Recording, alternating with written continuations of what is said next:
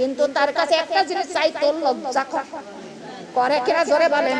হে দুনিয়ার মা বোনগা, তাহলে আল্লাহর হুকুম যদি আপনি না মানেন, আল্লাহর ইবাদত যদি আপনি না করেন, কিন্তু আল্লাহর কাছে আপনি সাহায্য কি করে চাইবেন? চাইতে তো লজ্জা শরম করে কিনা জোরে বলেন। হে দুনিয়ার মা বোনগা, আল্লাহ তাআলা বলেন, ইয়াকা নাবুদু ওয়া ইয়াকা নাস্তাইন। আল্লাহর ইবাদত করো আর বিপদে পড়লে সাহায্য চাও আল্লাহর কাছে। কার কাছে? আল্লাহ বলেন, বান্দারে তোমরা ইবাদত করো রবের, আর বিপদে পড়লে তোমরা সাহায্য চাও সেই রবের কাছে। কার কাছে জোরে বলেন। আল্লাহ যে সাহায্য দিতে পারে, কারো কোন বান্দার ক্ষমতা আছে? কোন বান্দা বান্দির কারোর ক্ষমতা নাই। আল্লাহ হলেন আল্লাহু আলা কুল্লি শাইইন কাদির। আল্লাহ হলেন এই সারা জাহানের উপরে পূর্ণ ক্ষমতাবান এবং শক্তিমান। আল্লাহ চাইতে শক্তিশালী কেউ আছে? আল্লাহর চাইতে কেউ জ্ঞানী গুণী কেউ ক্ষমতাবান নাই? আছে? জোরে বলেন। হে দুনিয়ার মা বোনগা, কিন্তু নামাজ আমাদের 5 ওয়াক্ত আল্লাহ ফরজ করেছেন। কয় ওয়াক্ত? 5 ওয়াক্ত নামাজ আল্লাহ ফরজ করেছেন, এবং একটি মাস রোজা আল্লাহ ফরজ করেছেন, এবং আমার আল্লাহ তাআলা আমাদের পর্দাটাও ফরজ করেছেন। কার হুকুম? কথা বলেন। আল্লাহর হুকুম। নামাজ আল্লাহর হুকুম, রোজা রাখা আল্লাহর হুকুম, কিন্তু আল্লাহর হুকুম অমান্য করা যাবে? আমি বলেছিলাম যে আল্লাহ তাআলা বলেছেন, একটা হুকুম যে আল্লাহর অমান্য করবে সে কাফের হয়ে জাহান্নামে যাবে। বলে নাই? ওয়ালিল্লাযিনা কাফারু বিরাব্বিহিম আযাবু জাহান্নামা বিসাল মাসির। আল্লাহর একটা কথা অমান্য করলে সে কাফের হয়ে জাহান্নামে যাবে, আর জাহান্নামটা বড় ঘৃণ্য স্থান। ঘোষণাটা কার? কথা বলে। আল্লাহর ঘোষণা, কিন্তু আল্লাহর কোন কথাই অমান্য করা যাবে। প্রথমে নামাজ আমাদের দিয়েছিলেন 50 ওয়াক্ত। কয় ওয়াক্ত? 50 ওয়াক্ত। আমাদের ঘুমাইতে ঘুমাইতে 5 ওয়াক্ত নিয়ে এসেছেন। কয় ওয়াক্ত? 45 ওয়াক্তই নাই। কথা বলেন। 45 ওয়াক্ত আল্লাহ ঘুমায়া দিয়েছেন, নামাজ দিয়েছেন মাত্র 5 ওয়াক্ত। 5 ওয়াক্ত নামাজ ঈমানের সঙ্গে মহব্বতের সঙ্গে আদায় করবে। 50 ওয়াক্ত নামাজের নেকি ওই 5 ওয়াক্ত নামাজের মধ্যেই আমার আল্লাহ পরিপূর্ণ করে দিবেন। জোরে বলেন সুবহানাল্লাহ। আমার আল্লাহ হুকুম যদি আমরা না মানি, আল্লাহ আমাদের হুকুম শুনবে না। যখন আমরা এমনকি সন্তানকে বলি, এ সন্তান অমুক জায়গায় যাও, আমার এই জিনিসটা এনে দাও, যদি সন্তান না যায়, সন্তানেরকে ধমক দেব কিনা? ধমক দেব। আবার বলবে তাও যদি না যায়, সন্তানের মারপিট করব। কথা বলেন। মারপিট করব। কিন্তু আল্লাহ ডাক দিয়া বলেন, ও বান্দা বান্দিরা শুনে নাও, তোমার সন্তানের একবার না রে 2 বার হুকুম করলে তোমার কথাও অমান্য করলো, তাই ধমক দিলে, মারপিট করলে, আমি আল্লাহ একবার না 2 বার না 82 বার ডাক দিয়েছি। কয়বার? জোরে বলেন। কয়বার? 82 বার। আমার আল্লাহ কুরআন কারীমের মধ্যে আল্লাহ বলেন, ওয়া ইউকিমুনাস সালাত, আল্লাহ বলেন বান্দারে সালাত কায়েম কর। কয়বার ডাক দিবেন? কথা বলেন। 82 বার। 82 বার আমার আল্লাহ নামাজের জন্য ডাক দিয়েছে। কিসের জন্য? নামাজের জন্য ডাক দিয়েছেন। সেই নামাজ আমাদের আদায় করার দরকার আছে কিনা? কথা বলেন না কে? আছে। নামাজে আমাদের আয় বৃদ্ধি করে দেয়, হায়াত বৃদ্ধি করে। নামাজেতে অভাব-অনটন দূর করে দেয়। নামাজে আমাদের বালা মুসিবত, রোগ শোক মুক্ত হয়ে যায়। জোরে বলে সুবহানাল্লাহ। এ দুনিয়ার মা বোনরা, যারা বেনামাজি, তারা যারা নামাজ পড়ে না, নামাজের কি মজাটা তারা জানে না। জানে? নামাজের কি মজা তারা জানে না। আপনি একদিন, 2 দিন, 5 দিন নামাজের মধ্যে চলে যান, নামাজের মধ্যে এমন একটা মজা, কিন্তু ওই মজাটা দুনিয়ার মধ্যে কিছুর মধ্যে নাই।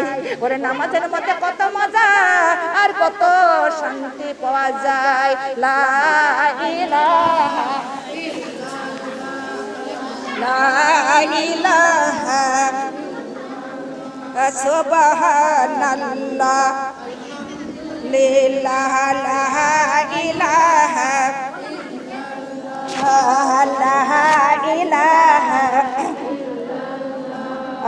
লা ইলাহা দেহ কলম ঝাঁঝরা ঝাঁঝরা দেহ কলম ঝাঁঝরা ঝাঁঝরা অন্তর পুরাই আমি করলাম ছাই কবরেতে যাইয়া দেখি মাগো সঙ্গে আমার আমল নাই কবরেতে যাইয়া দেখি মাগো পাশে আমার আল্লাহ নাই।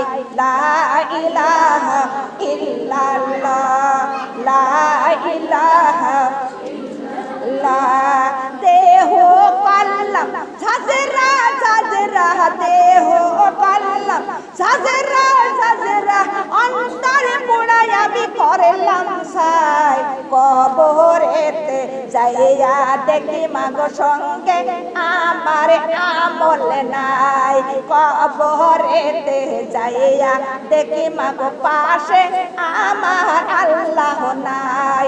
লা ইলাহা কালিমা লা ইলাহা দেহ কলম ঝাঁঝরা ঝাঁঝরা দেহ ঝাঁঝরা ঝাঁঝরা অন্তর পুরাই আমি করলাম ছাই হাসরেতে যাইয়া দেখি মাগো সঙ্গে আমার নামাজ নাই হাসরেতে যাইয়া দেখি মাগো পাশে আমার নবীজি নাই।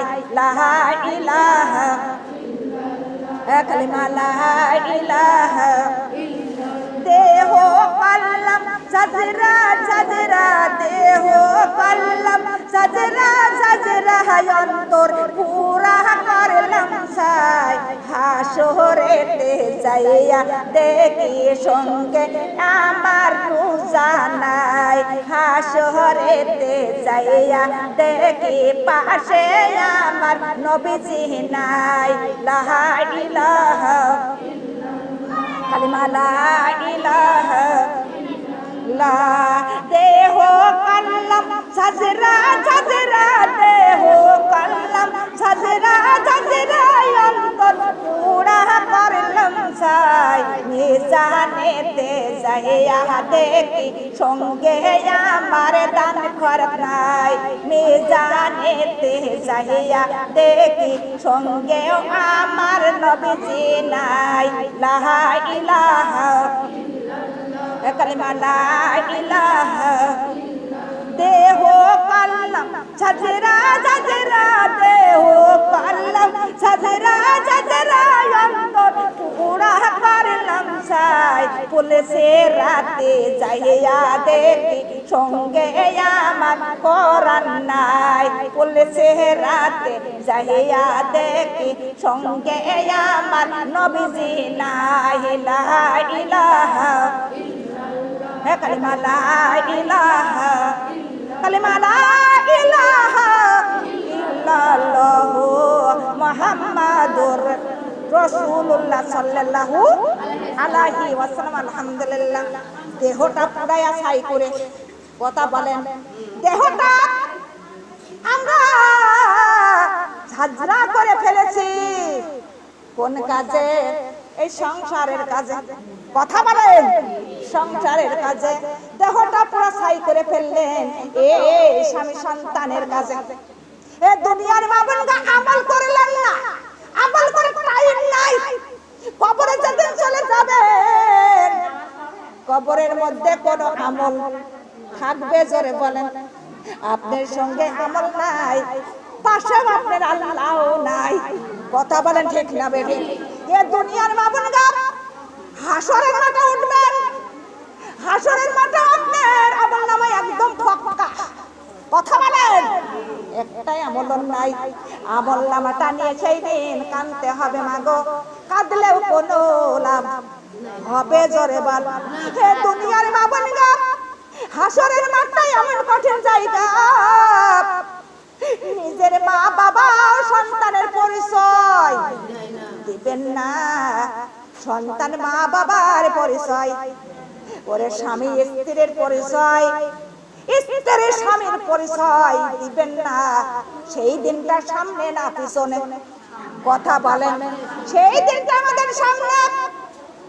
সেই দিন স্ত্রী পিছনে পিছনে বলবে, স্বামী একটা নেকি দাও, একটা নেকি দাও গো স্বামী, একটা নেকি দাও, একটা নেকির জন্য আমি জাহান্নামে হতেছি। স্বামীর পিছনে পিছনে জ্ঞান জ্ঞান করবে, স্বামী হাজার হাজার বার বললেও স্বামী তাকাইবে না, কোন কথার গুরুত্ব দেবেন না। আরে স্বামী বিরক্ত হয়ে তখন বলবে, কে গো তুমি আমার পিছনে জ্ঞান জ্ঞান করতেছো? তুমি কে? তখন বলবে, আমি তোমার সেই বিবাহতা স্ত্রী। তুমি কি আমার চেননার স্বামী? একই সঙ্গে কতদিন ঘর সংসার করেছিলাম, তুমি কি আমার চেননা? স্বামী বলবেন না, আমার তো কোনদিন মনে পড়ে না দুনিয়ার মধ্যে আমি কোন বিবাহ শাদী করেছিলাম। এ দুনিয়ার মা বলবো, হাসরের মাঠে এমনই কঠিন জায়গা, ওরে কেউ কারোর পরিচয় দেবেন না।